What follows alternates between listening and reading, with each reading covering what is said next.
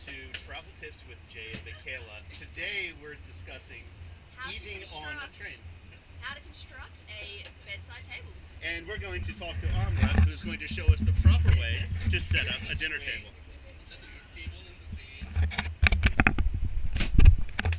And right in. Alright, let's see if Michaela can do it properly. Is it that easy?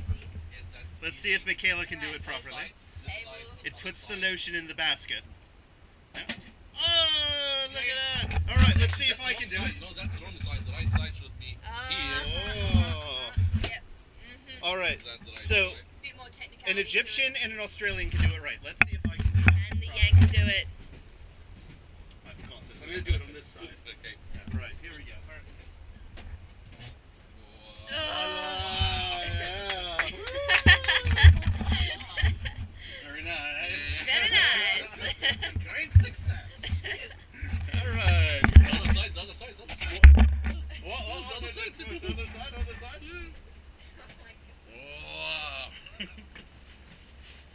My bag. My bag. My luggage. My luggage. Oh, victory is mine. This has been another exciting travel tip from Jay and Arama. Michaela. More to follow.